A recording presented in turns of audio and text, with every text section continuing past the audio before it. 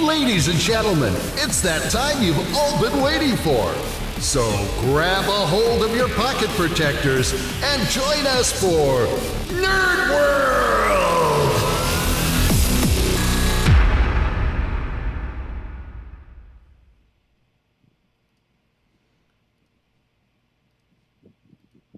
Hello, everybody. Nerd World, what do you know? I'm going to bring my fellow hosts on. There's Colin. Colin, good day. JS, Mr. Good to see you, man. Good to see you, buddy. Mr. JS Gilbert, if you can unmute yourself if you're on video. We'll have the whole gang here. Very excited. Yes. What was Long the day? time. What was the last day we did Nerd World? That was the Vegas Nerd World. Office, a little over before the pandemic. I think Was it 19 or 18? Was it had to be 19? 2019. Summer of 19, because it was so hot in my office that the air conditioning broke.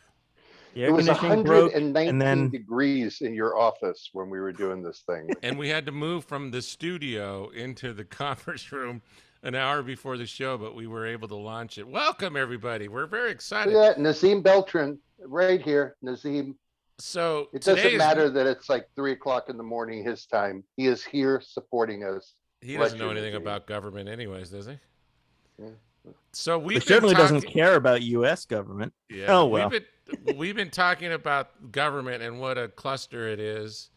And I have a suggestion on what I call Government 2.0, which I'm going to share shortly. But I'm very excited to share this topic of government and how we can do better and what's not working and what's working from a technology standpoint. So we started working on this a couple weeks ago. Today's not about fancy production. That's what we do at our day gigs. Today's about a fun conversation with some special guests. In fact, where's our first female special guest? If you could pop in and say hello to everybody. Some of the audience may know this person who has been with Nerd World. I think Nerd World started in 2003. The original episodes. There she is, Angel. Welcome to the show. Hi, guys. I need a soundboard. I need applause. It's always important when talking about U.S. government to have a token Canadian. So welcome aboard. Exactly. What's a U.S. government show without a Canadian on board? She's the prettiest one here, Colin. So we had to have. Well, that's true. That's not what you were saying last night, John. Yeah, buddy. I tell you. Trebek. Fickle man you are. Well, Angel's going to be with us in and out of the show. I wanted to introduce her. As you recall, she used to pop in and out of Nerd World from time to time and bring us interesting information and have all kinds of special graphics on her background there. So we're pleased and honored to have you. We will be doing more Nerd Worlds now that the pandemic's over, and we can get back to normal life. So thank you for coming. And I will be in touch to pop you in and out. Or if you have something funny to add to a conversation, feel free to pop in. Awesome. Thanks. Thanks, Angel.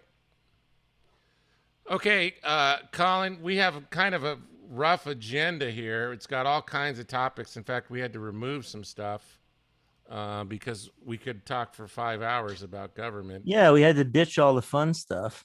So. And somewhere, here's my document. So if you guys have been frustrated about government like I have for the past 15, 20 years, immediately, hey, Mr. Lombardo. Hi, fellas. How are you, buddy? Hey. Good. Thanks for inviting me. Oops, knocked that over. John's one of our special guests here, and he has his own podcast that he talks about government items. I am just giving a preamble here about this show, and we're happy to have you. Thanks for coming. I appreciate it. Thanks for having me. What's the name of the show? Take a Stand or something stand? Or did you change the name? It's the show's called The Antidote. Oh, see, you did change the name. I did change the name. The show used to be called Common Ground. Common Ground. And once I realized that there is very little common ground these days, we changed the name to The Antidote. So, gotcha. Okay, so I'm going to preamble this conversation. I don't know how long this is going to go. We have 3 or 4 special guests that we're going to bring in from time to time.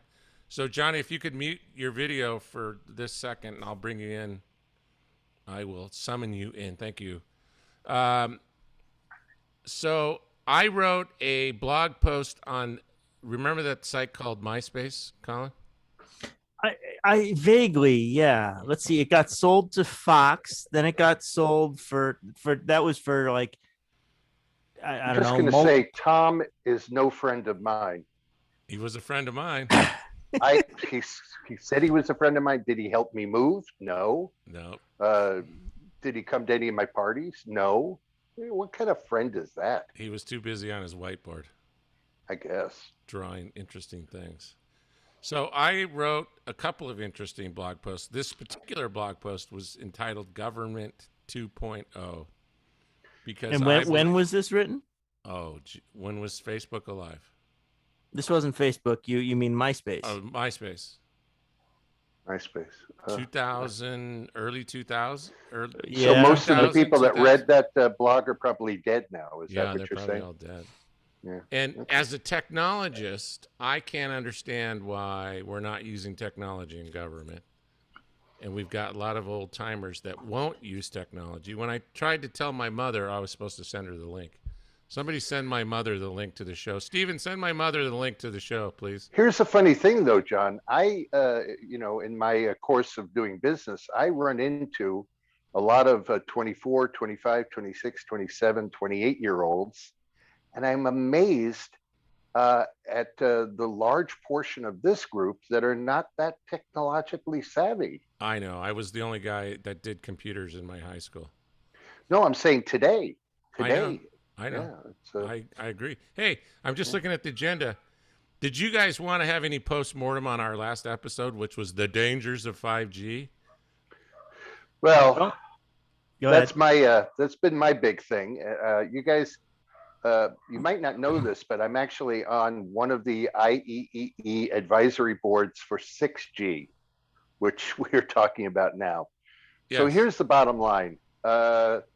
Nobody really gives a shit about 5G anymore. It's all about low orbiting satellites and what's going to be happening in about 15 or 20 years from now.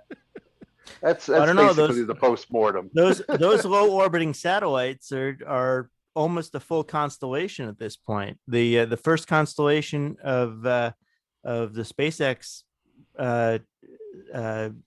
satellites went up. I think they had their last launch yesterday or the day before. Yeah, But he's not part of the consortium for 6G. I think he's trying to do his own thing. He is doing his own thing, and it's working, and it's getting done. It's not going to take 10 years.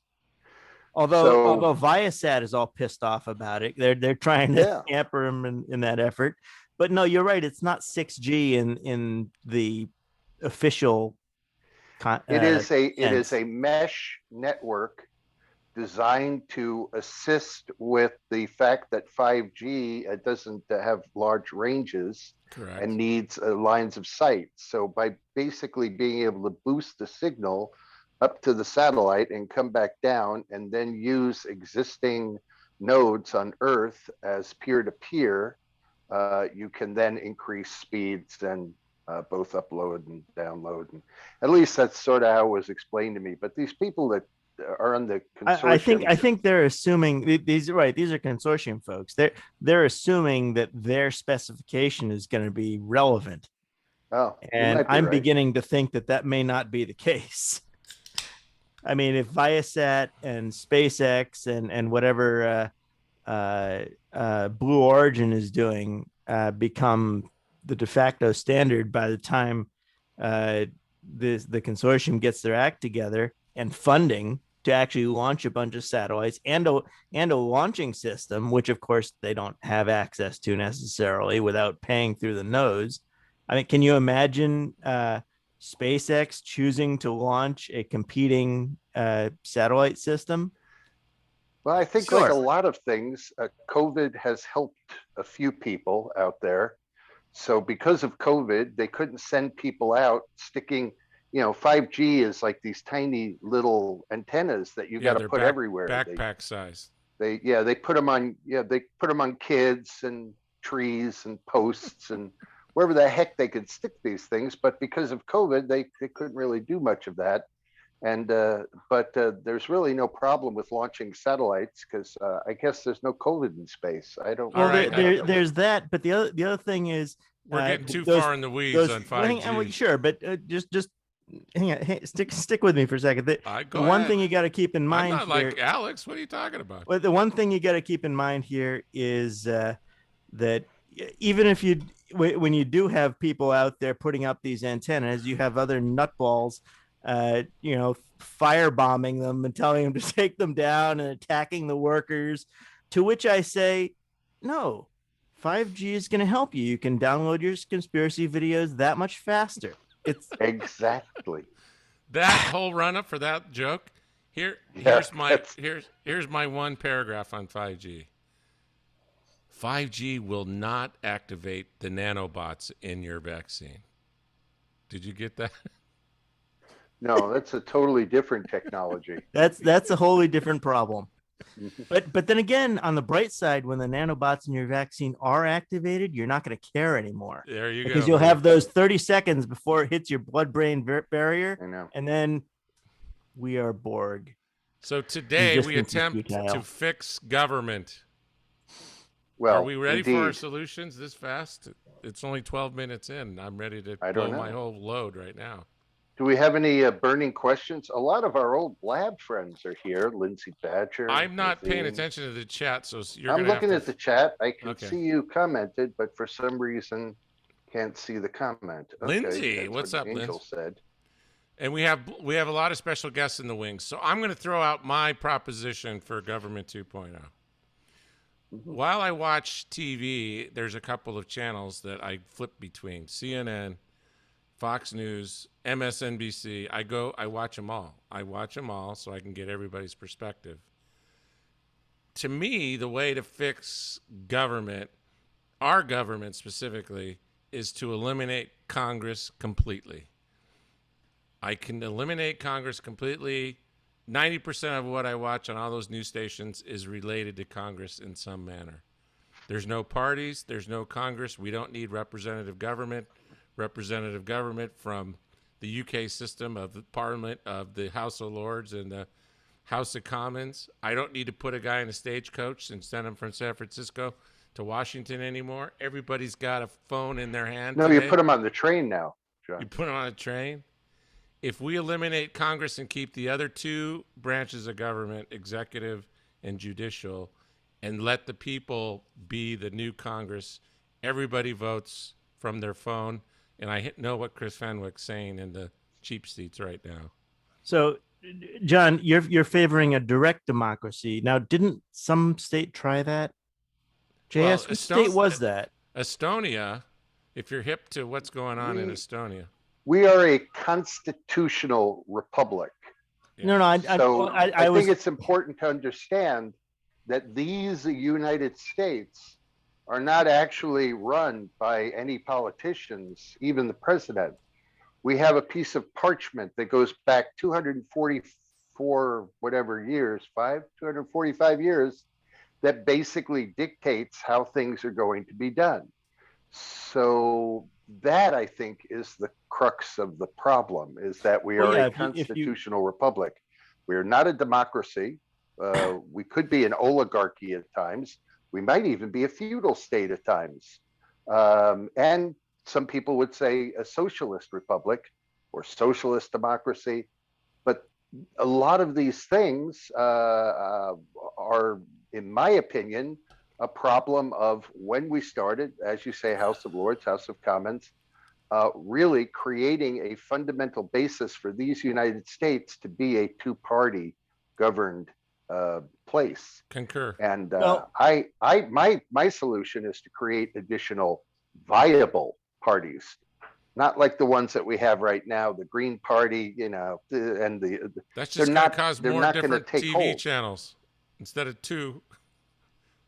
There'll be 3 and 4 and 5 different channels. But depending on your party. To John's point, though, you want to create a direct democracy, right? Do away with Congress. Okay. Do away with Bring all the representation. negatives in. I So- know all the negatives. So we've seen this before. Yes. JS is living it in California, and it just doesn't work. You get you get ballots that are bloated with nonsense referendums. No, you got a phone in your hand. You get laws. You're telling me that we can't do secure voting on a phone. Oh no, I'm not worried about the voting. Voting is a pain in the ass. We'll get to that in a minute. More Okay. importantly, we get a state that mandates that you put a little label on your table at your business that says this table has been cleaned with a cleaner that might cause cancer if you lick it. Yeah, I mean, that's true. This is not worthy of meaningful government, and So it how did wastes they everybody's solve this? time. How did So, they Colin, solve do this? we actually vote for a president, or how does that work? Because Oh, that would be no. a Here we democracy. go. We vote for people that vote for president. Yeah, maybe we should just get rid of them. That might be useful. And I guarantee you there are a lot of Democrats out there who feel very strongly about that, and a lot of Republicans who feel very strongly the other way.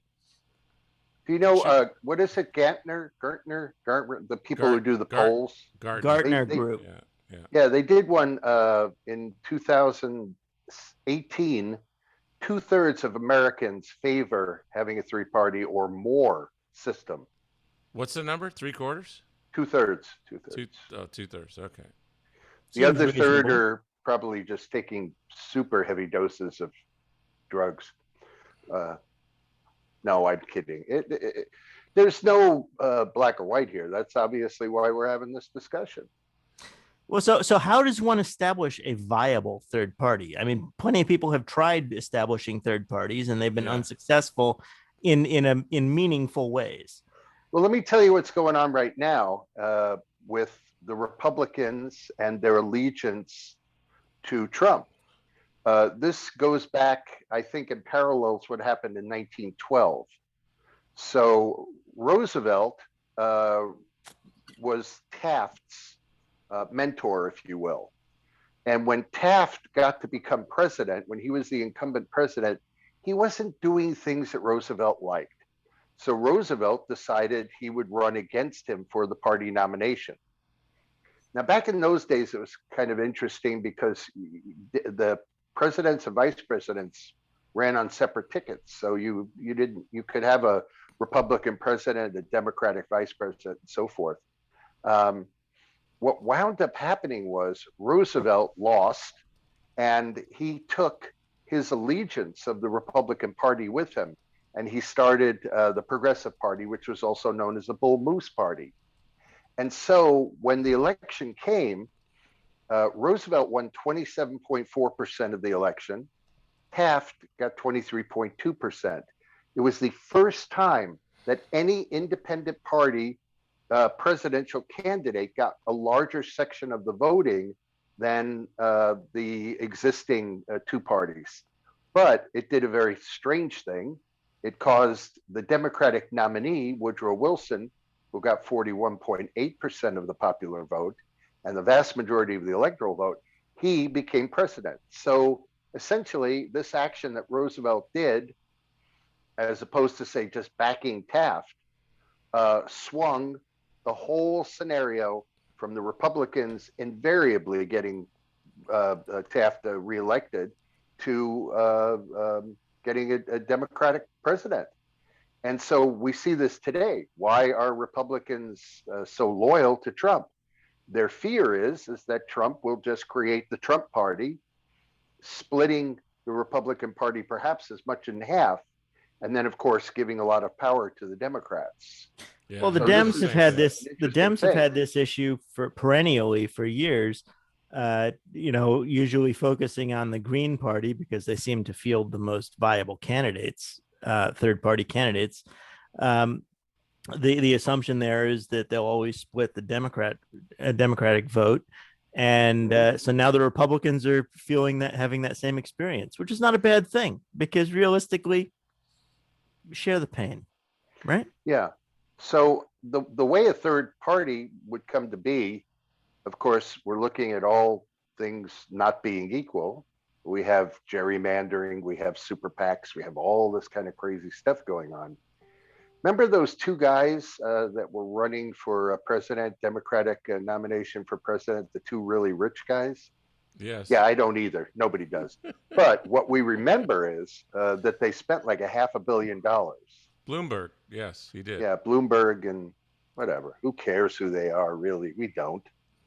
But what we could say is if that $500 million went into a kitty, along with a lot of other big dollar donors, to try and create some sort of party that would dip into the Republicans and dip into the Democrats, perhaps alike. So the point here is that we have the two parties, and we used to do a little of this, but now it's like that. And so you need somebody in the middle to kind of do allegiances with the Republicans and the Democrats, and that's where it starts I happening. know what to do. Canadians are really polite and grateful, so you need a Canadian. And if you want to get the job done right, you hire a woman. So just hire a Canadian woman to come and assist, and you'll be able to get the job done. Good Just saying. answer. Well, Good answer. we tried to. That's what elect- Angel does. We, She we, pops we in tried and to elect a Mexican president, right? Mitt Romney, right? We tried to elect. wasn't Where really did they say Mexican. Obama was supposed to be from? I can't remember. Africa. Oh, wherever, he was you from know. But Kenya or clearly, something, we yeah. just need a Canadian president, and we'll be fine. I would like to welcome to the stage a current and active presidential candidate for 2024, Mr. Lars Mapstead. I need my audio. Thanks, Tom. I'm going to be a cheerleader right now. Yay. Yeah. Tell everybody who you are and what you're doing, Lars. Yeah, so I'm Lars Mapstead, and I am running for president in 2024 for the Libertarian Party. I'm seeking the nomination from the Libertarian Party.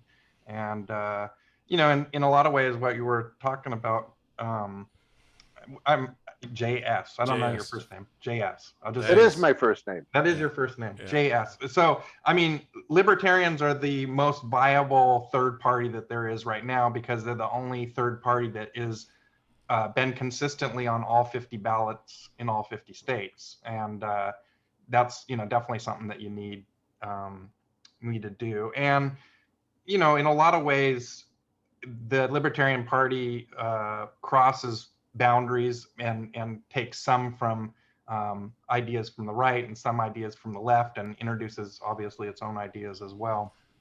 So I think we do have a viable party, a viable alternative to the other parties that run, but the two-party system colludes together to basically keep out any and all other comers. Yes. The Libertarian Party has to struggle every election cycle just to be on the ballots in all 50 states. And the two parties, since they basically control the government, they collude together to create rules and laws to basically keep out any other voices.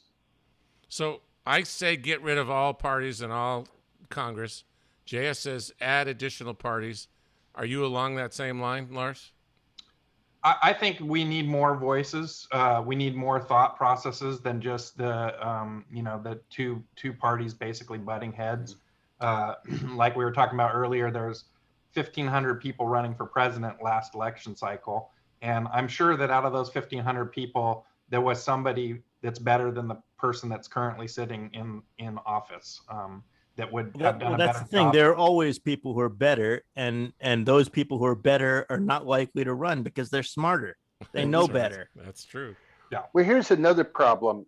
People think 50% of Americans are in favor of Republicans and 50% are in favor of Democrats. It's not even close. We have most people seem to, there were more people actually that are signing up to vote as independents over the last 7 years than we've ever had before. It's a huge number. And my question about, say, libertarians or the Green Party is if you have Republicans here and you have Democrats here, is the Green Party kind of pushing like that? And is the libertarian sort of pushing like that? Because I don't really see any viable group that's working on a scenario of treating both parties as though they have viable ideas and willing to actually support or reach both parties. I don't Is the know if I Green Party explained those that. guys flying those things that the Navy can't figure out what's flying around in the ocean? No. Is that the Green Oh, Party? dang! I forgot to put on my thing, my space hat. We I know I all need left our one. tinfoil There's, hats. Yes. there's one on the shelf behind you, right? There is one right there, sitting on the wall. Lars, we're very excited to have you. Feel Yeah. free to pop in and out anytime during the conversation to add. Okay. To the Well, I would conversation. like, Lars, how Yeah. does the Libertarian Party then look at, say, addressing more of the less conservative needs of the Republican Party, and of course, any of the Democratic desires or needs? How does, if you could just say what you would do as president to kind of deal with that? Yeah, it's interesting because when I describe myself to people, you know, I'm fiscally responsible and I'm socially open, is kind of how I describe myself to people. And so, you know, there's a lot of things I dislike about the GOP and a lot of things I dislike about the Democrats. And there's some things that I agree with on both sides too. So it's you know, it's basically my belief system is leave people alone. Don't involve yourself. Government shouldn't involve itself in your business. Yeah. You should be able to do what you want to do. And I believe in less government is better. And government has gotten completely overreaching and bloated, and it's, you know, it's created its own fiefdoms where, you know, it's beholden to itself and not to the people. And so, you And know, what I state see. do you live in, sir? I live in California. I was talking about when you were talking about you know, your voting thing, where you vote by phone on everything. You know, as a Californian, like Colin was saying, we have all these propositions, and the proposition system has been corrupted basically. So what the government has done is they get to a hard problem that they don't want to put, you know, they don't want to take political heat for, and they turn it into a thing, and then we all vote on it. But the thing is they word it in such a way that it's completely misleading to the public, and Yes. and so, and then they also bundle it together with things. So they'll front run it with something that, you know, the people would really like, and then in the actual text of the law is something completely different, and, you know, completely hose you. So, like, as a good example of that, we had Proposition 54 and 57 in California, which were basically like, they sold one of them as no one should be in prison for smoking a joint or having a joint on them, right? And I would agree with that. No one should be in prison for, you know, doing what they want to do with their own stuff. But essentially what it did was it gutted the criminal justice system, and it made it okay to steal anything you want as long as it's not over $900. Theft has become completely rampant in California. The justice system is basically a joke at this point. You know, they let out all kinds of criminals that were hardened, violent criminals that weren't, you know, I don't believe that people should go to jail if there's no victim. If the victim of this crime is basically not crime, in my opinion. You know, like if you don't pay your parking meter, you shouldn't go to jail, you know, kind of a thing. It's just, there's no. It is always in that regard is because we're nerds, is hacking and extortion related to hacking a victimless crime? I think hacking is form of trespassing, Yep. and there's a victim. That's right. Okay. Yeah. Well, I Fair have a enough. question for the panel, Lars and Colin, John, and Angel, if you're around. Anybody who wants to chime in. Well, Mr. Lombardo, I'm sure, could add. But I have a question. So in 2016, the Washington Post ran an article after doing, this was another poll that was conducted. I forget who did it, but it determined that over half of Americans were incapable of taking care of a $400 unexpected debt, whether it was a medical debt or wrecking a car or something, without having to borrow the money or put it on a credit card or something like that, which is a very strange place for Americans to be. We think of ourselves as prepared and wealthy and so on and so forth. Is there a political solution to this problem? What fixes this problem? Even now, in the wake of hearing how AI and robotics are putting more and more people out of work. Oh, I love this question. It's such a good one. Well, I assume you're leading towards basic income. Yeah, me too. Which I don't know if that's a good thing necessarily, and to me that just increases inflation. Now, if you can keep the GDP high enough to minimize that inflation through, as you say, automation of production and so on, then you might be able to pull it off. But it requires a constant increase in GDP to mitigate that, and I don't know if that's feasible. Anybody? Isn't that really the big question that we're having today? Like, isn't that really the big global question at the end of the day? Isn't that really the question of like fixing the government? Because at the core of it, at the end of the day, if we can fix that problem, then we can cascadedly fix all the other problems. If everybody had basic shelter, basic livable income, then we could fix all the other problems.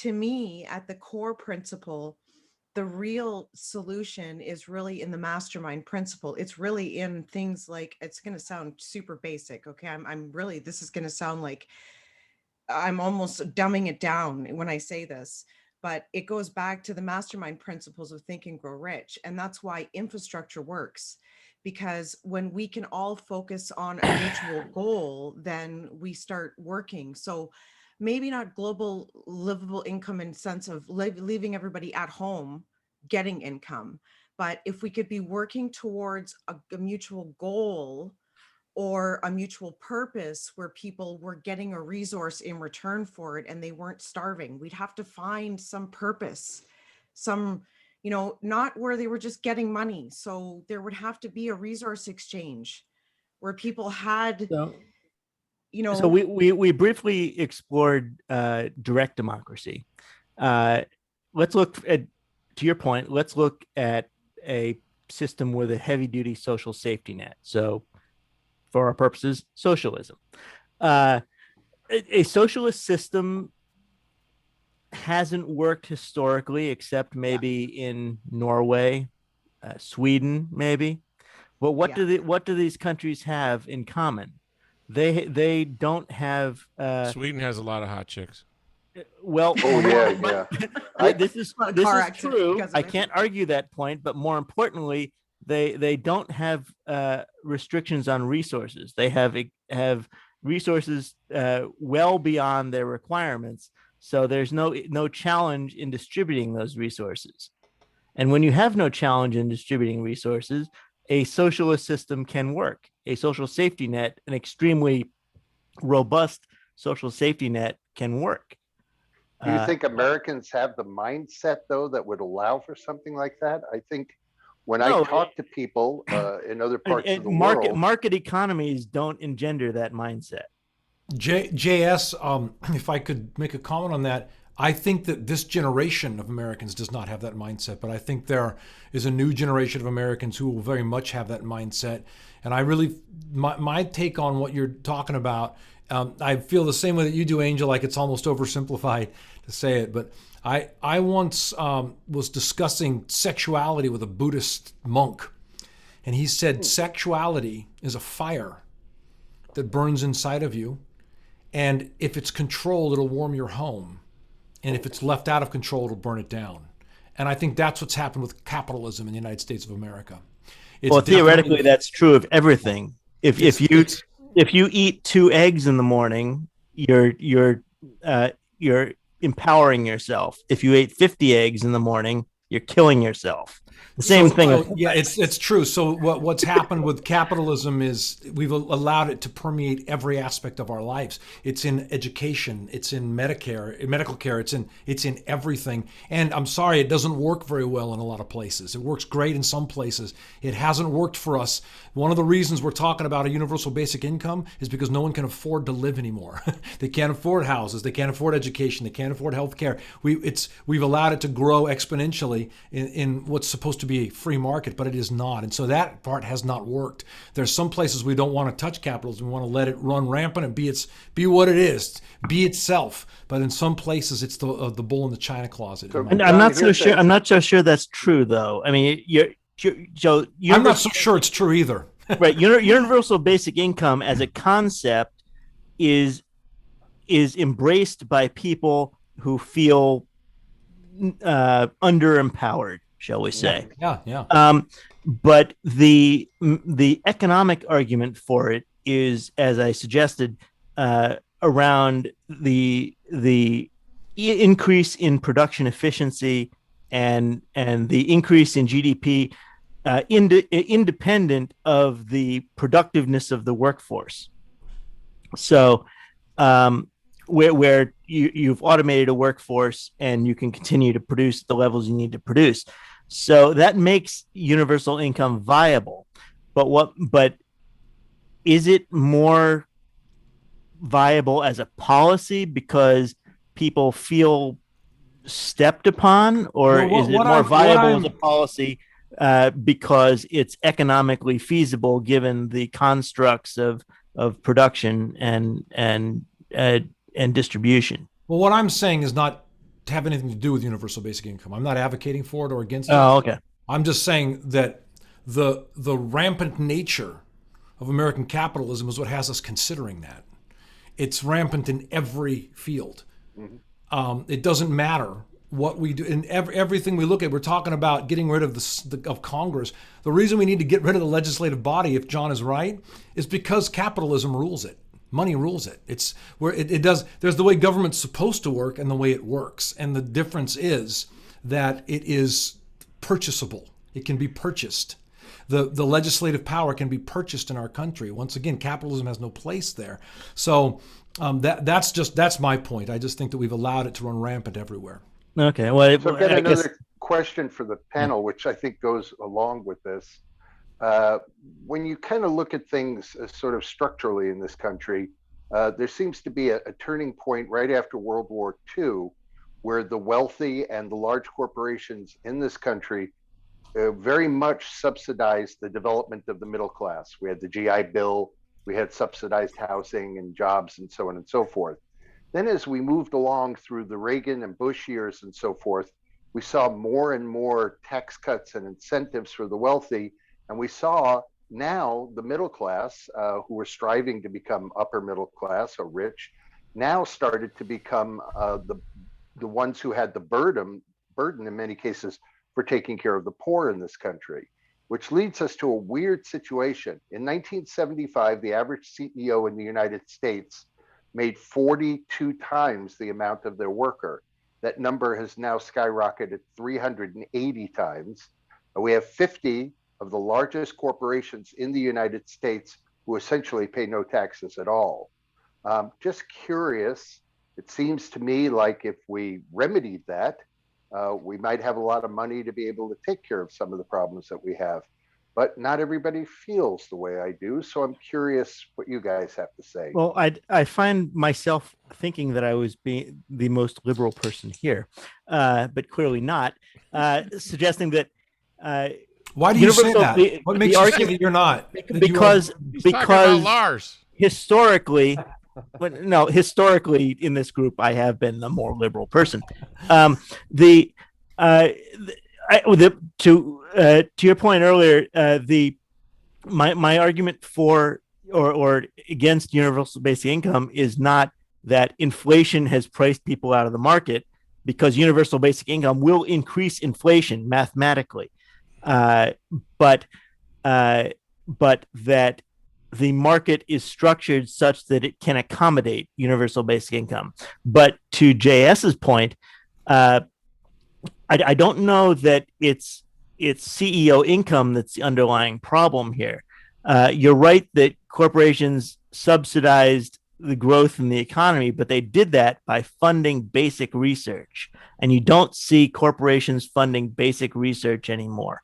Up until, well, Google, really. I mean, they started, funding AI research and so on, but it's still very targeted research. You don't see the basic research that was done at Xerox Park and these sorts of facilities anymore.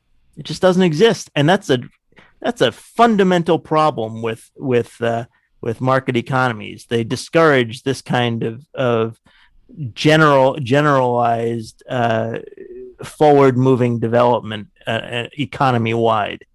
I wanted to address one of Lars's challenges, which is the same one that I have, which is the referendums on the ballot, right? And they send you your book a couple of weeks ahead of time, whatever it is, and you read those and you can't understand them. Voting no means you don't vote yes, but you sort of voting no, but maybe, or something like that. If I voted on my phone or my computer, because it knows everything about me, it could draw me a graph of exactly if I said yes or no, and I could quickly see the repercussions of me voting yes or no. That's a technology. It's like the old days when you belonged to a union and they just handed you this thing and said, here's how you vote. And you just... Well, that's the parties, right? A lot of people just check the box that says vote party line. They don't even, some states allow you to just literally check a box that says vote Democrat or vote Republican, and you don't even look at it or think about any of the other stuff on the ballot. You just vote along the party line. And that's, the thing is too, John, with your idea is that most people aren't that interested in the minutia of politics and governance, right? So you're going to get some, you're going to get only people that are super nerdy about it voting on your idea. I think that's why the founders, said that we needed to have this representative government to kind of have people that were doing it all the time. It's kind of like having a stockbroker. You can certainly trade yourself, but if you have somebody that's like spending every waking moment thinking, yeah, those guys are done too, right? Yeah, of course. Yeah, I'm glad I didn't go down that road. I wanted to address universal basic income.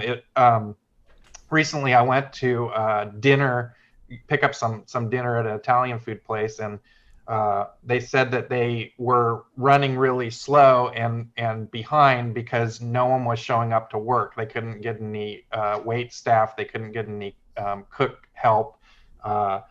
And then recently I saw another post on Facebook, a guy in Atlanta that I know, he went to a restaurant and he had an hour and 45-minute wait. And it wasn't because the restaurant was full. It was because there was no workers working. Mm-hmm. And what I realized about right when I saw that post about universal basic income is that it's a minimum wage basically that you get to decide whether you're going to stay home or go to work, because somebody has to offer you more money than that in order to get you to go to work. And so the low paying jobs right now would, they would have to raise their the amount of money that they're paying dramatically, which to Colin's point is basically just raises inflation dramatically. And you really don't get anywhere. I think the goal would be to automate all of those. That's right. Colin and I are creating a new business to have drone waiters. Yeah, if you can launch food at somebody, one, they'll get the food faster, and two, they'll leave faster. Exactly. Plus, if you get enough on them, they have leftovers. Well, that's not a problem for us because the beard works very well in that regard. But, indeed, for those without beards, it's important to have, a smattering of leftovers. Yeah. I wanted to get back also to JS's point about taxation and the general talk about capitalism. I for a long time, if you look at like Ireland, they basically got rid of a lot of their corporate taxation and were able to draw a lot of capital from around the world, including companies from America. Dubai did the same thing. Who took up residence in those countries in order to get out of taxation. We live in a global economy, and so Ireland's also doing really well because of Brexit, so don't forget about that. Yeah, but they've been attracting capital for 15 or 20 years now, and I suggest that we should get rid of corporate taxation altogether in America. That we should find other ways of raising revenues, and that we don't have an income problem right now. We have a spending problem. I hear a lot of people arguing that we should tax people more, we should tax the rich more, we should tax corporations more. And I argue that we need to reduce government, give people their money back and let them spend it how they'd like to spend it. Supposing that you reduce government by, I'm picking an arbitrary number, by half, you still need to maintain a level of revenue. What are your proposals for generating revenue? Yeah. So I don't, obviously I'm not anarchy, I'm not about anarchy. We need government. I think what the issue is that, we all know about the $700 hammers and the, $500 toilet seats and whatever the stories we've all heard over the years. Why do you got to make fun of my hammer business?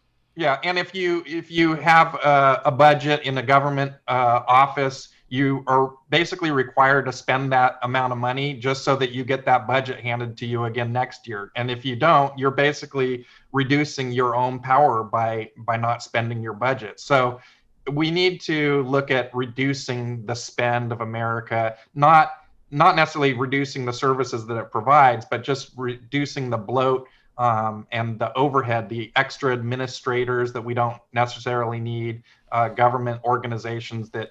If Amazon.com ran the DMV, how fast could you get a license? Right. Yeah, exactly.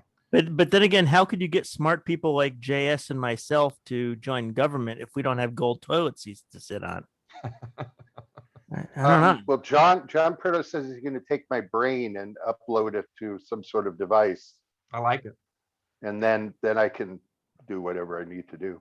Hey, Lars, I have a question for you, and it's not. I don't mean this like in it. I'm genuinely asking the question.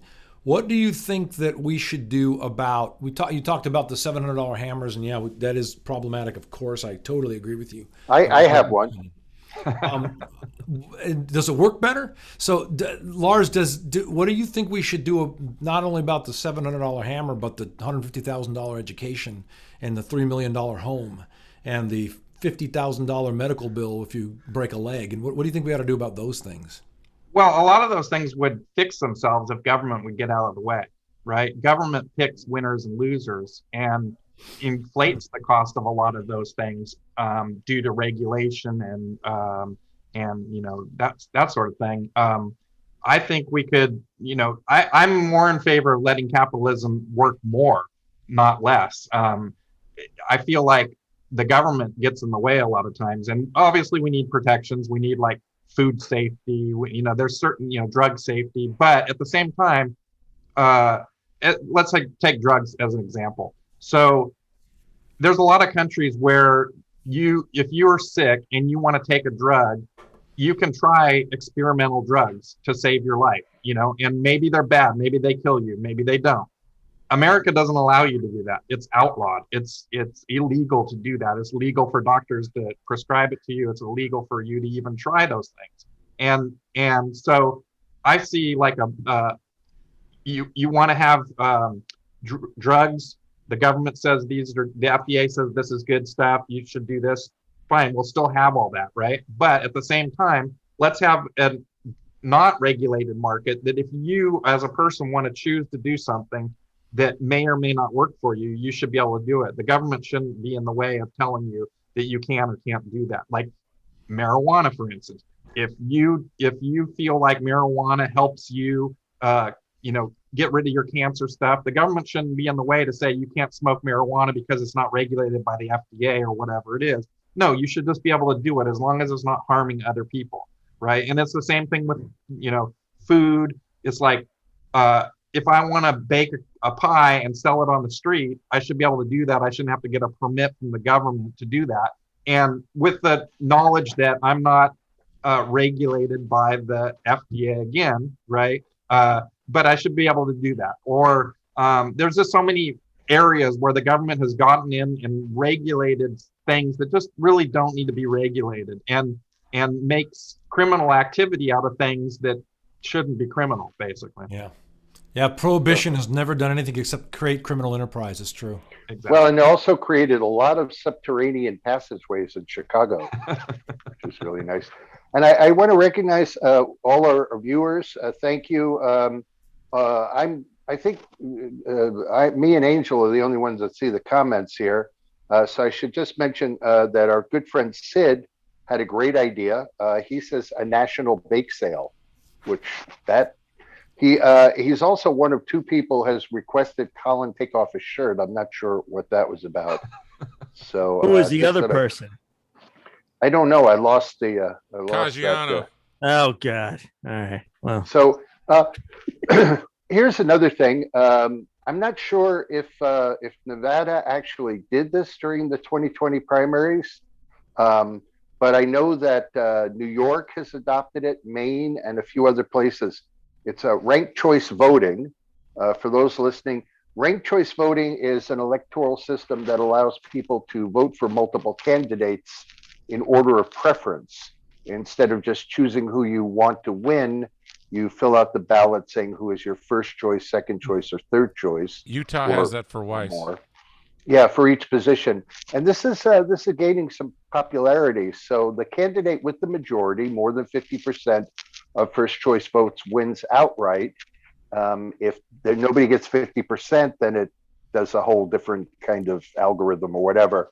But point being, ranked choice voting, pro, con, benefits. Well, my understanding of the political argument against it is it makes the process more challenging for each of the candidates, and less definitive in terms of polling and that sort of thing. So they get less direction during their campaign. Lars, you might have some more input in that. But yeah, we did not do that in Nevada, by the way. Yeah, there's a lot of cities in California, counties in California have adopted ranked choice voting. I'm attempting to get ranked choice voting in my county. I'm a big fan of it. There are some drawbacks to ranked choice voting. There's some cons to it as well. I think obviously I'm in favor of third parties, and ranked choice voting definitely helps allow other people to rise to the top. And I think that the two-party system definitely does not like ranked choice voting because of that fact. And so, yeah, I like it. There's I also like that kind of goes along with this is that most states, all states except two, are winner take all states, where essentially as soon as 51% of the people have voted for one particular person, 100% of the electoral vote goes to that person in the presidential race.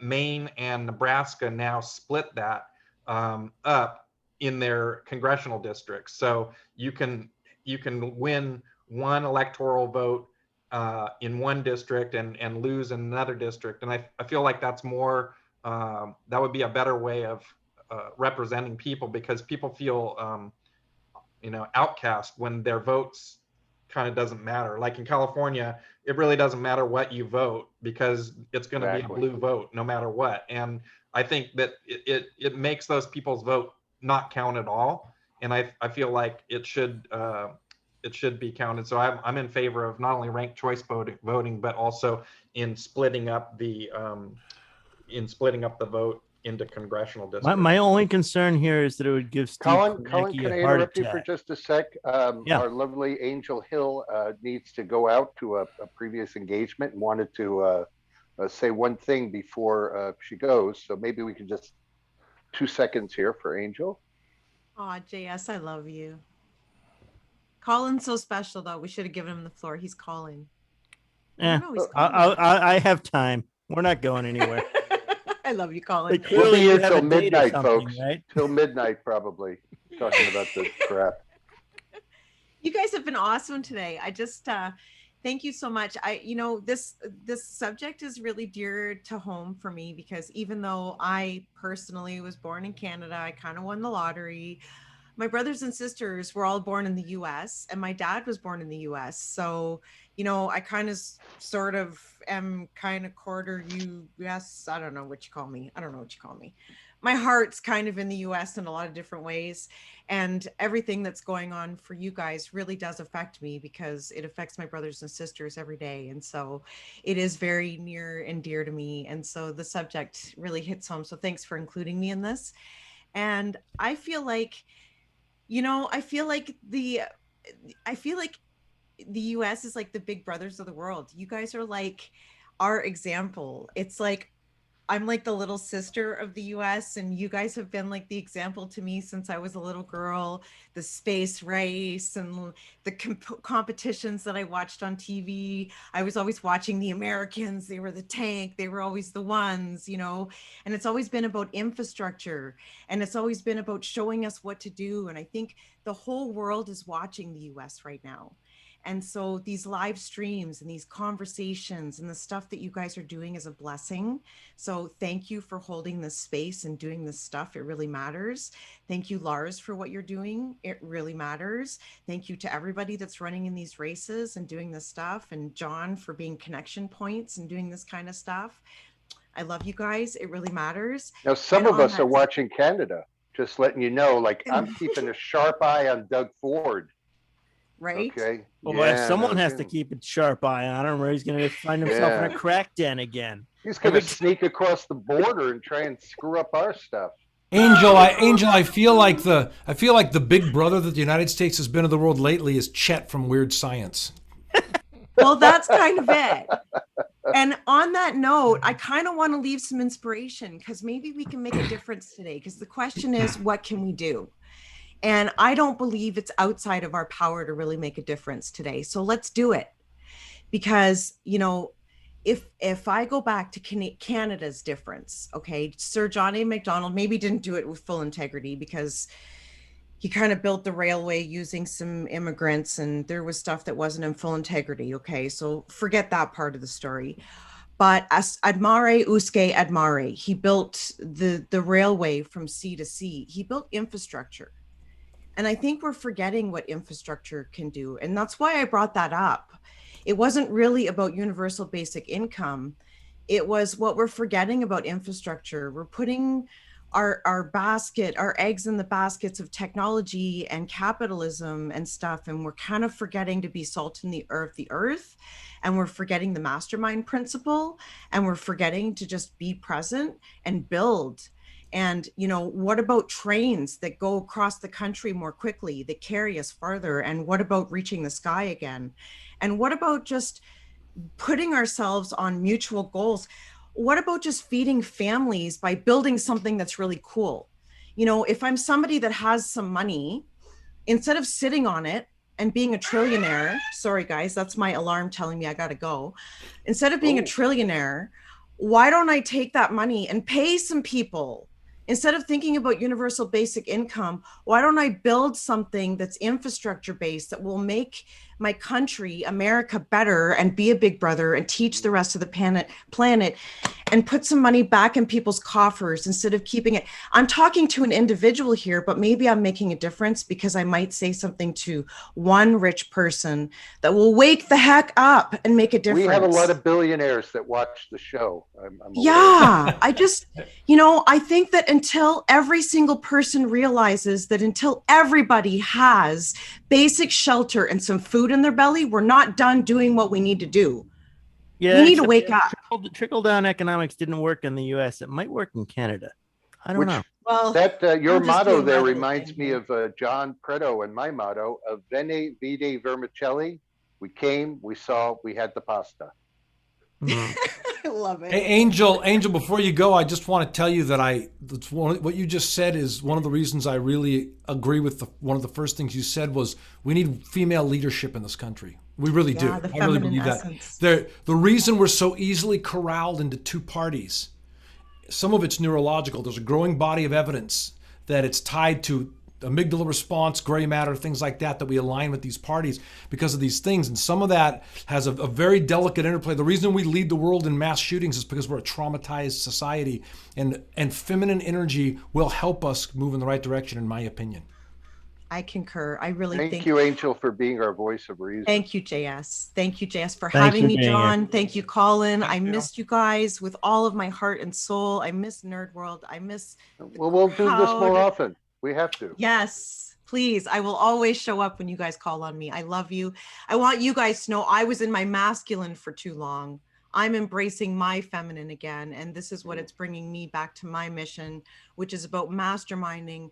I am a vessel right now to get us to be more connected so that we can make planetary healing, because that's what we freaking need right now. So this is my mission. Thanks for letting me speak my truth. I love you guys. Yeah. Have a good day.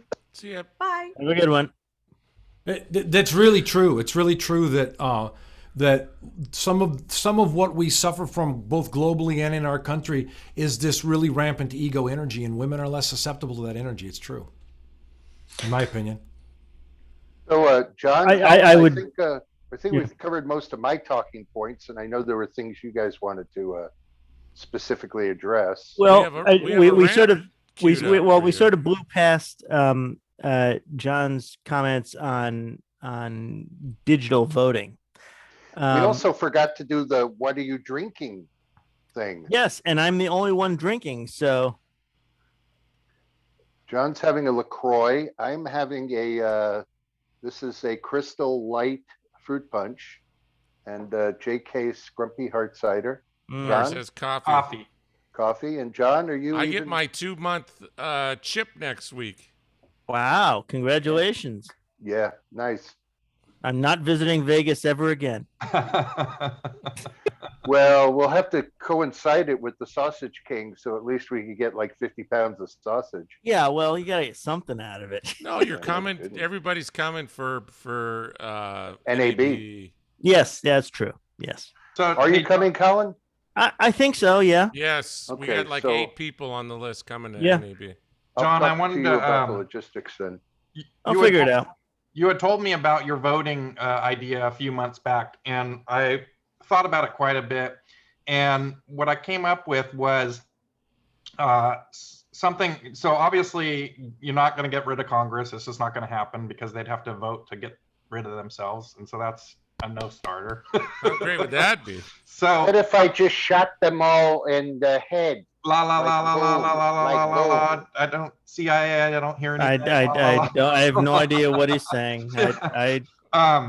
Yeah, so but I came up with something that I thought was kind of a hybrid on what you were talking about, and that was this, that you make an app, and the app you tell the app where you live, what your congressional district is, what your supervisors for your county is, and that sort of thing. And the app would basically list all the things that your people are going to be voting on upcoming, right? And it would like have it would say Proposition 10, whatever it is that they're voting on. And then you in the app could basically check a box that sends a message to those people that are responsible for that vote and tell them, no, I don't want you to vote for it, or yes, I do want you to vote for it. And then what it would do is it would have a tally going, an ongoing tally of the people using the app, and it would give kind of a consensus of the majority of the people don't want this, or the majority of the people do want this, kind of a thing. And then when your representative voted, they would either vote for or against whatever your opinion on it was. And at the end of their time, it would tally up a thing, and it would say, your representative voted against you 75% of the time, or your representative voted with you 75% of the time. And it'll allow you an educated response to deciding whether you wanted to vote for them again or not, right? And so were they actually representing you or not? It would be much clearer, and you could put pressure on representatives to do to get through things without being so shady on it. The thing that I came up with, though, is, again, most people don't care. Most people wouldn't even use the app because it's just only nerdy people that want to see things get done. And let's be honest, most of the time, people aren't represented by their representatives. It just is, that's the common thing. I don't think anybody is, because everybody has such different viewpoints and different ways of coming at things where no one person could actually represent a majority of the people, I don't believe. So let me add to that a little bit. In this regard, when eBay was first started, Sergey Brin had not Sergey Brin. What's the name of the guy that started? Pierre Omidyar started eBay, and he had to figure out a way to rate people. He didn't know a way to keep people honest, and that begat the eBay voting system up and down, right?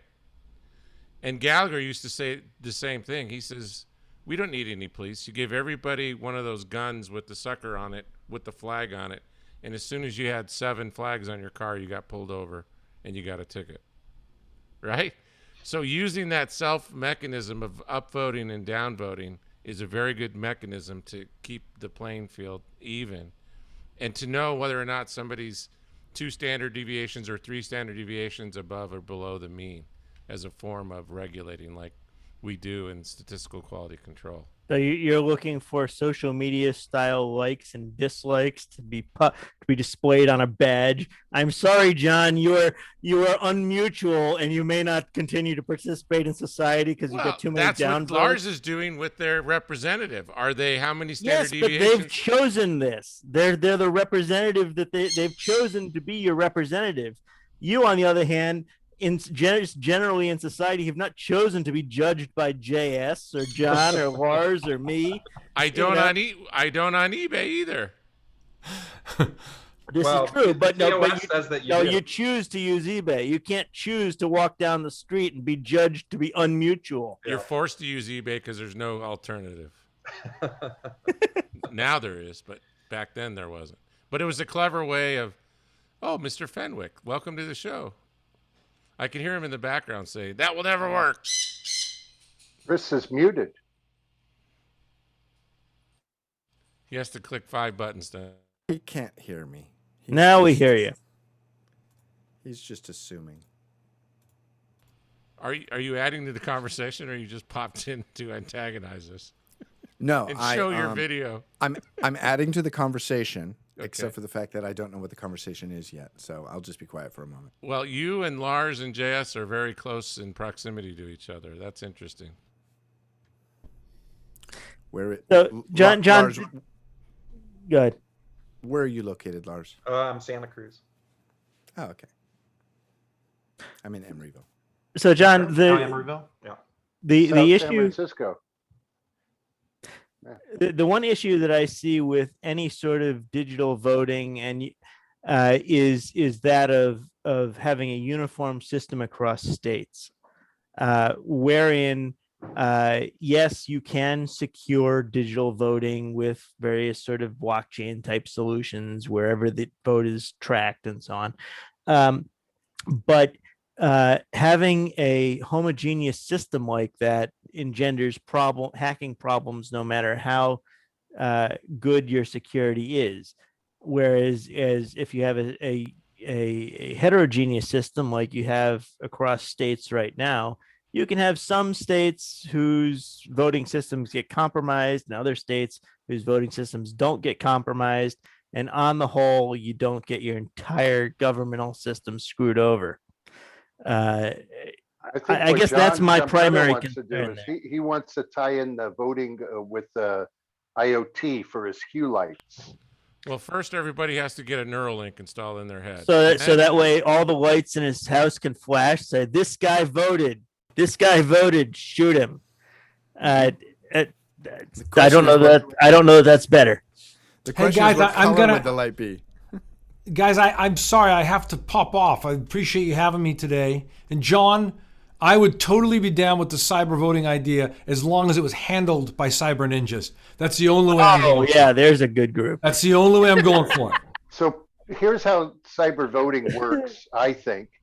You create Internet 2.0, and it is solely essentially an intranet, and everything has to go through layers and layers and layers of layers. Yeah, but basically something that is a lot more unidirectional rather. You don't think voting on a phone could be more secure than something I push through a piece of paper with the punch card? I think it individually could be, but I think on the whole, if it was a nationwide and a homogeneous nationwide system, it is as susceptible as any other system, because security is about convenience, the convenience of the user versus the inconvenience to the hacker.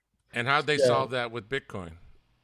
They solve that with Bitcoin to some degree, but mathematically at some point there will be a solution that decrypts Bitcoin encryption and backward and works backward through the blockchain.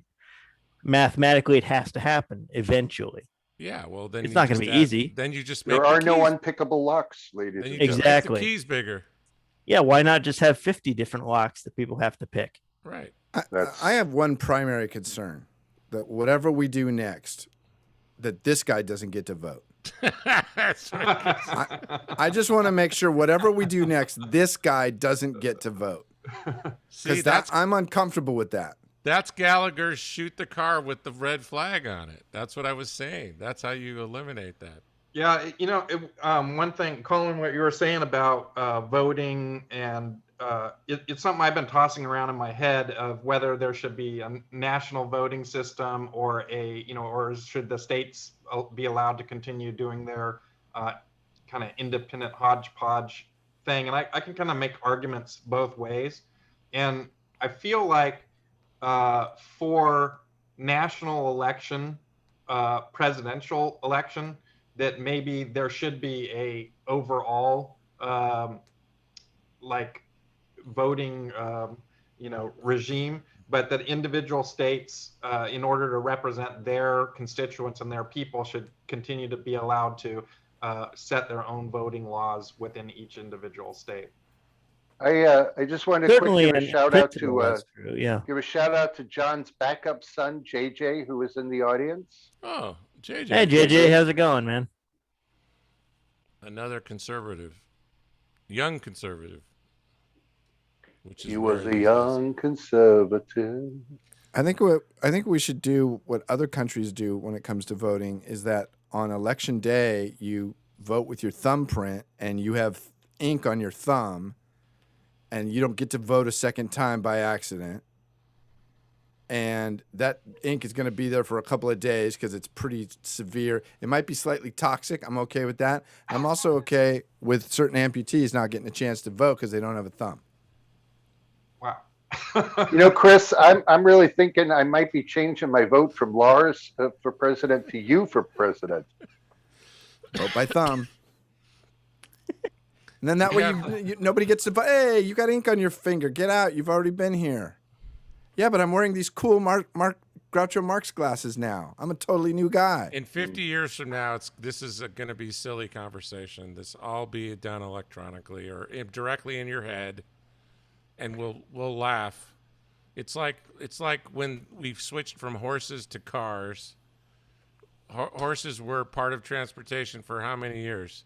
50,000? How long? I still prefer horses, quite frankly. And so owning a car in 20 years from now will be like owning a horse in the turn of the century. You'll have to go to a special place like a corral to drive your muscle car, and you'll have to pay extra taxes to keep that car on the road. You own a car? Isn't that cute? And this goes back to the argument against automation of workforces. If you automate a workforce, your low-wage workers are going to disappear. Well, if you allow cars to be deployed, what's going to happen to all of your wagon drivers? Yeah. So. Yeah. Well, I mean, in America, the number one job is driving. There's 5 million people that drive for a job in America. So is that in Uber and Lyft? And trucks and deliveries. Mostly shipping. Yeah. Yeah. And the guys that drive hookers from one appointment to another. Those two, for Don't sure. forget them. Yeah, but they have additional skills. So that's going to be, that's going to be huge. And definitely AI is going to make a huge swath of the population, their professions, disappear overnight. And so, that's definitely concerning. I went to Japan a number of years ago, and I was out in a little tiny village in the middle of nowhere, and there was a guy acting as a crossing guard. He was probably, I don't know, in his 60s or 70s, and he was crossing people on this 2-lane street across to where there was a lake. And I thought it was awfully strange because we were literally in a rural area, and what was this guy doing as the crossing guard in this spot? So I asked the woman who was our guide, why is that guy being a crossing guard? And she said, oh, he's a government employee. They made that job for him so that he would feel productive, and he's the crossing guard for that little spot. And we have those kind of people all over the country. So I mean, that's sort of I don't know that the government should be involved in setting up that kind of stuff, but it is an interesting thought. I'm sure there are plenty of make work. I'm sure there are plenty of make work jobs that actually are more productive than that one could manufacture out of whole cloth, to the extent that the economy requires it. I have a story. It goes back. Joe, who's passed away, but he was the manager of the apartment building I used to live in, and we were fairly close. He worked for the Texas government in Best, Texas, about 40 years ago. And in one room, they would take a bunch of papers and they would staple them together, put them in a folder, put them in a box, and bring them upstairs to another room where someone would take out the folder, unstaple the papers, and put a paper clip onto them. And having witnessed this for several months, Joe went up to one of the supervisors and said, I'm not sure about this procedure that we have, the stapling and then the unstapling and the paper clip. Shouldn't we look at a better way of doing that? And the supervisor said, nope, because that's the way we do things here. If you go to Oregon and you go to pump your gas, they'll yell at you because you're not allowed to pump your own gas in Oregon. Wow. You have this, the government decided that they needed a lot of low income jobs. And so they made a law that said that you are not allowed as a citizen to pump your own gas, that you need the professional gas pumper guy. And how they absorb that cost. It's of course the same in New Jersey, except it's driven by unions. Sorry, John, what are you saying? How'd they absorb that cost into the product, Lars? Gas is still cheaper in Oregon than it is in California. Yeah, it's because they never clean the water that you wash your windows with. That's not something Oregon gets to claim. That's California's fault. For guys, before we move forward, one of our favorite people on the entire planet has joined in the audience. Sunday, gosh, do we love you and miss you? Hey, Sunday, thanks for hanging out. Sunday. Does she want to come on and talk about government? Hey, Sunday, you want to come on and talk about government? Sunday's one of our longtime collaborators. There's a story about Luigi. Luigi was a candlestick maker. And one day his friend came in. He said, Luigi, did you hear about this new thing? It's called electricity. He said, yeah, electricity. What are they going to do? Put wires everywhere?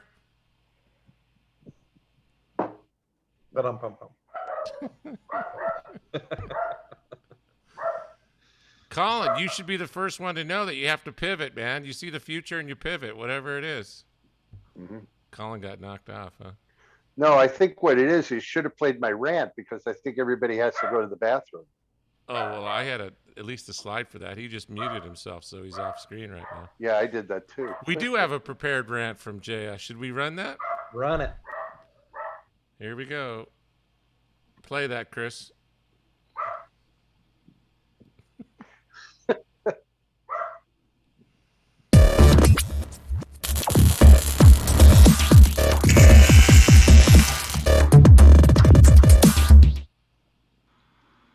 American democracy has long been called the Great Experiment.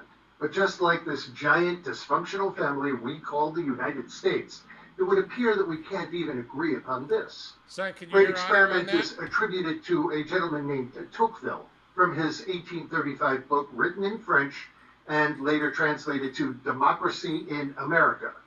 And while the translation of the title may be accurate, the words Great Experiment, as used to describe early American democratic, even Tocqueville seems to disagree with the translation even being close to the equivalent of Great Experiment. Thus, we have America, these United States, the brainchild of a bunch of mostly fat white men who sat around consuming copious quantities of rich food, talking about their gout mistresses and how to screw over the King of England.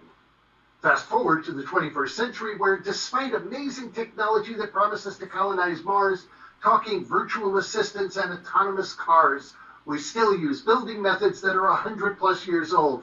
Take that next time you run over a pothole. And we live in a two-party system where most politicians probably haven't read any books since college, let alone all the massive texts and bills that live in their inboxes. In a two-party system, especially the way the U.S. has set things up, lies, deception, and perception tend to rule. Whether you're on the side of ancient corpses whose idea of progressive is letting women into the workforce, or young whippersnappers who seem to think that we can just print money all day long and subsidize every man, woman, and child in America having avocado toast and craft beer, doesn't really matter. It's clear that no matter what side you're on, you're wrong and bad and need to up your daily ration of Prozac. Einstein said it very well after we dropped the bomb on Hiroshima. Everything about us has changed except for the way that we think. So this brings up an interesting question. What is democracy?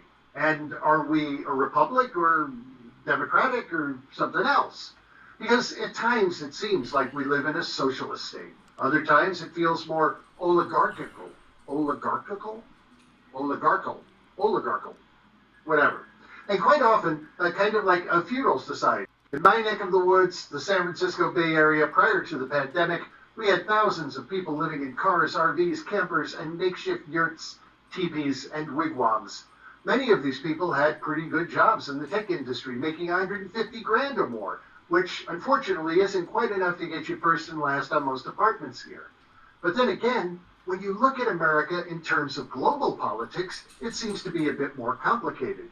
For example, did you know that the homeless, or accommodationally challenged in America, actually have a better standard of living than 2/3 of the rest of the world?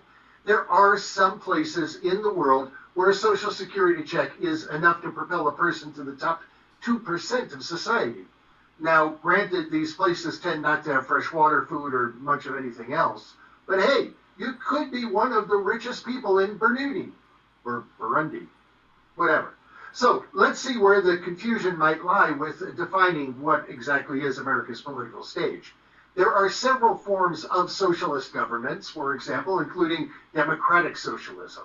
In democratic socialism, factors of production are under the management of an elected administration.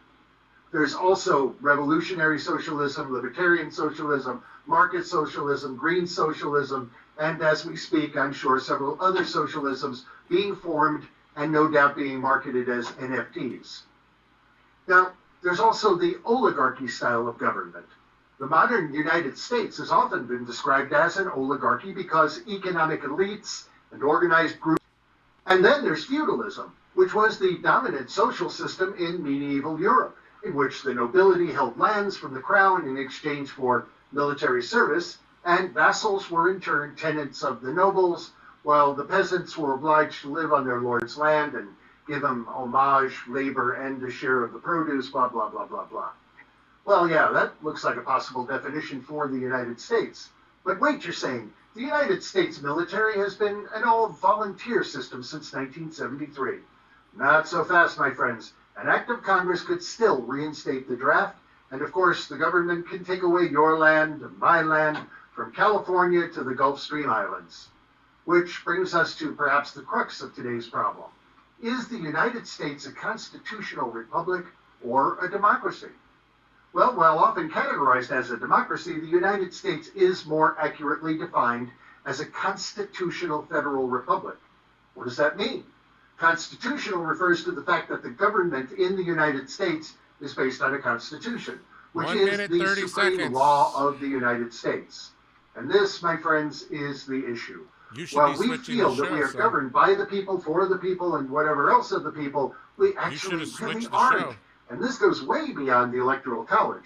You see, the ultimate authority of the law is a legal user manual for these United States was created, and despite the fact that we are light years removed from the way of life that existed almost 250 years ago, it still rules us in almost every way, shape, and form. Sure, we've managed to sneak in a bunch of amendments, but would it be a lot better to just rip things down asunder? What would life be like if we used the blockchain to keep all things judicial, governmental, and financial under a total and complete check? What would it be like if the laws we lived, worked, struggled, and thrived under were more plastic and malleable, so as to be able to take advantage of the forward progress we strive to chart? Or is it that our lawmakers will still swim in the deep waters of their infinity pools till hell freezes over, swilling the finest of French champagnes as we struggle to figure out what the heck?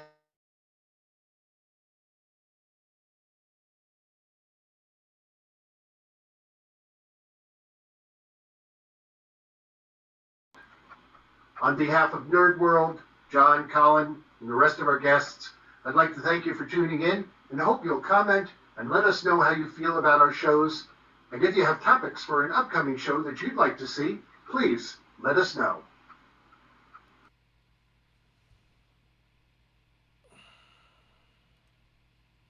Hey, guys. All right, I was a little long in the tooth. 7 minutes. Yeah, Almost But, to the T, 7 minutes. there were a couple of points I hope got made there, and obviously, again, we're not looking at anything that we're discussing today that has simple answers or really manageable answers. So I don't think there's no quick answer. I think that people are set in their ways, and they're not they're resistant to change. And so I think we have a better chance of moving forward once our generation passes away. maybe so. I just really hope I get that flying car before I kick off. I Lars don't is care working about on the that. flying car. I want the jetpack. Flying cars. Yeah, Elon Musk will have that covered. I want a jetpack. Let's skip The, all uh, that. Go straight to teleportation. Why? You can't carry too much groceries though with flying with teleportation or jetpacks. Sure, you Well, can you just carry put it in the infinite- thing and just shoot your Carry groceries infinite right to you. groceries with a jetpack with teleportation. You limited in with a jetpack. No, because when you land, then what you'd have is like your genes will have melded with the cans and It's bottles great for and making stuff. scrambled eggs. I don't know what you're talking about. Well, you know, just so long as you're not teleported with a fly, it's all good. I did like your point. I often point out too that about how the poorest Americans are among the top 8% of the richest people on the planet, just from the services that they get and from what our government provides. And we often hear about people complaining that they're not getting what they deserve, and that it was mentioned here earlier that capitalism isn't working, but I would argue that it's working perfectly because even the poorest Americans are among the richest people on the planet. If you have a refrigerator and change in your pocket, you're among the richest people on the planet. Hey, Robert, I'm sorry. I was going to say, does anybody Robert. recognize who that is, JS? Roz Bohr? No, I don't know who Roz Bohr is. Anybody have any idea that somebody named I Roz don't know Bohr if is it's trying to get into if the it's room? someone we know. Comment on the Facebook comments, and we'll let you in. I don't recognize the name. That's why we have a waiting room.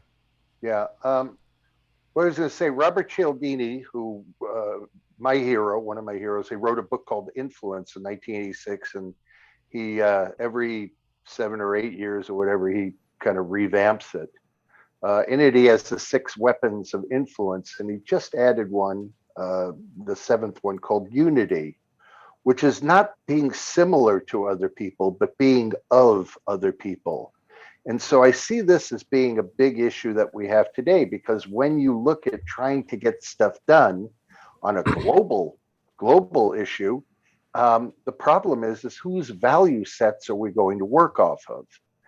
And then when you shrink it down, you say just the United States, we still have that same sort of problem. Whose value sets are we going to use as the basis for coming up with solutions? And that's where everybody gets into all the fighting and those kinds of things. And I think at one point, we had a greater good, and people kind of worked under the auspices of a greater good, and maybe could give up their egos and their own personal needs and so on and so forth. I just don't see a ton of the greater good anymore. I'm guessing our Osborne is Randy Osborne, so I let him in. Okay. Well, I don't know. I think your point is certainly valid. The key example or the key case where I see that is where people describe the United States as broken because there is an inequity of resource distribution. No, that's the nature of a market economy. That's the nature of the system that we've chosen. You can't just arbitrarily change the value system on which a government or organization or country is to be judged, and then judge it to be flawed from the word go. That's entirely a specious argument, isn't it? I don't know, but I know when Lars gets elected that he's nominating me as Secretary of Technology, and we're going to eliminate Congress and put in voting on phones. Okay. I want to be the senior assistant to the Exchequer. I want to be the head of the Ministry of Truth. Yeah, good luck with that one. I want to be a lifeguard at this swimming pool. All the positions are volunteer positions, non-paid positions. That's how you're going to get the best people. Yeah. Hey, because they're not going to be motivated by so I have a money, question. and they're not going to be best people. corruptible. They will be the most bored people. No, that's true, but they're also not going to be corruptible because they're not going to be motivated by money. Well, that's actually comes to another point, which is term limits, right? Is that's one of the big things that I'm in favor of is reducing the career politician. Huge. When the founding fathers, started up the government, people were expected to have their own jobs, and they would come to Congress, just to cast their votes and whatnot. It wasn't a full-time gig. And it kind of goes to the thing of we've created too bloated of a government, and that's why these people have to be there all the time. And if we reduce the level of government, then we could get back to just having people come and be of service to the country instead of a paid position. And so here's a middle ground that we hadn't investigated, and we may need to have another show. Is it kill all the lawyers? To look at this. Well, that's been a suggestion for many years, and it's no less valid now than it was then. No, I was going to suggest that maybe you maintain your representative system, but you manage the voting of the representatives electronically and remotely. Well, that's kind of like Lars's deal. That's it. But all right, I'm just trying to expand on his point that representatives can continue to work on their own job and not be paid except some minor stipend as a representative, and contribute to society in the way they'd previously been contributing to society, and then in addition represent the people as they're expected to on their off time. There are a lot of local city governments that are that way.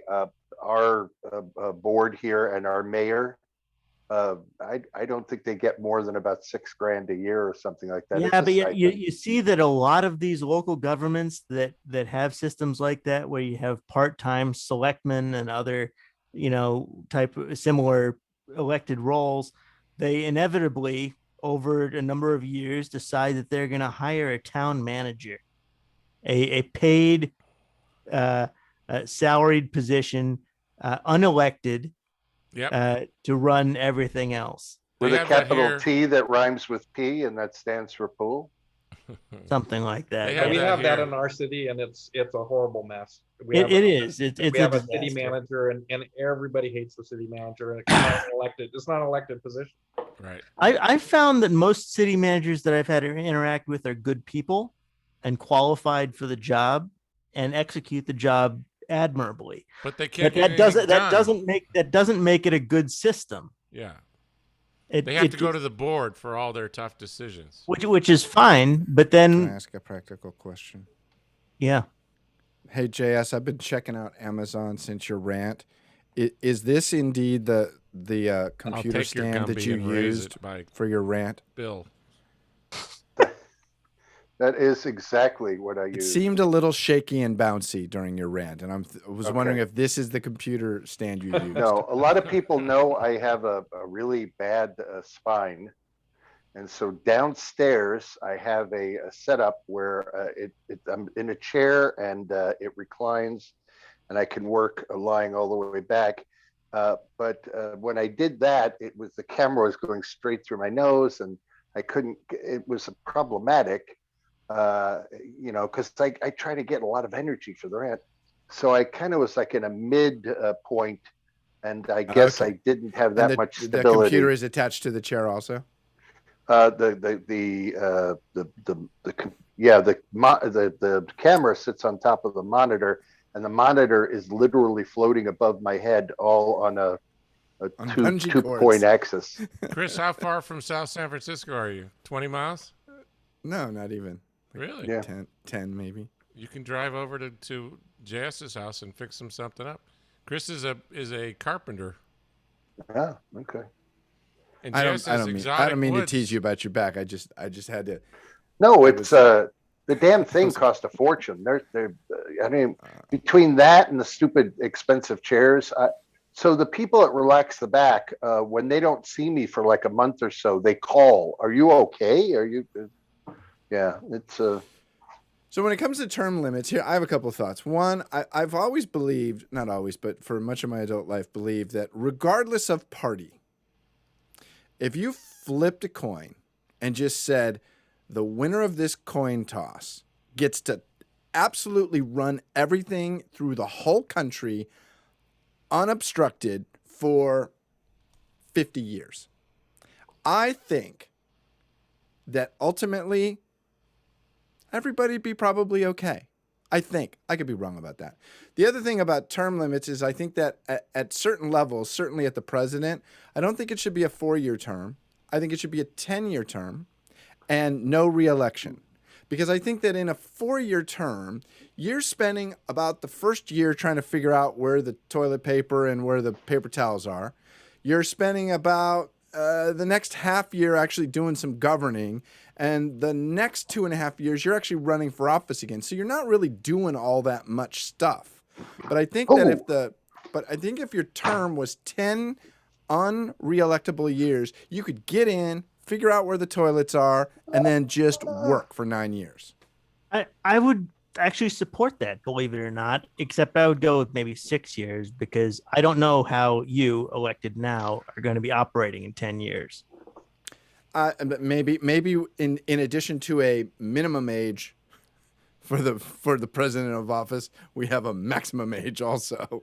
Yeah, but all of these things need to be sliding scales because medical science evolves. So that presents its own set of problems. these things only work if we can properly fund a junta. I have to go look that up. Really? What's a junta? A junta? Mr. Osborne, do you have anything to add to this conversation before I shut down the show? Nothing. Goose egg. Crickets. Glad to have you.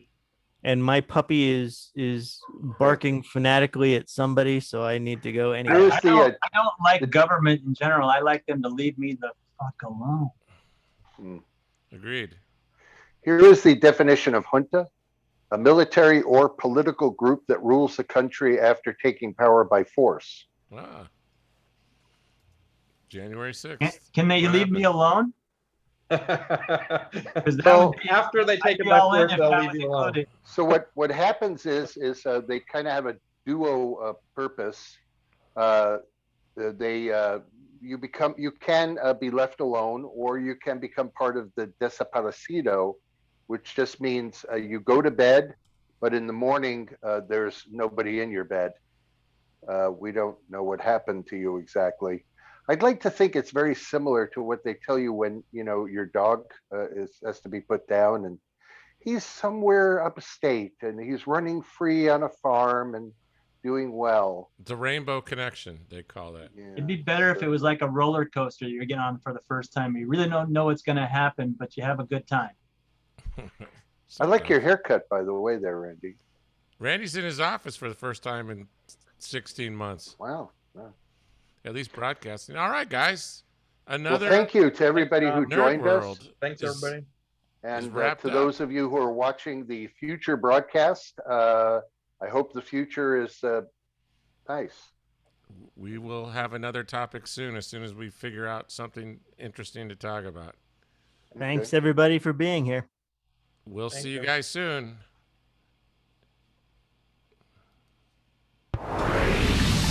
Will John Preto ever escape from his white hole? Will Colin Hill ever monetize his breathless pulse state? The answers to these and even more of the universe's greatest secrets next time on NerdWorld.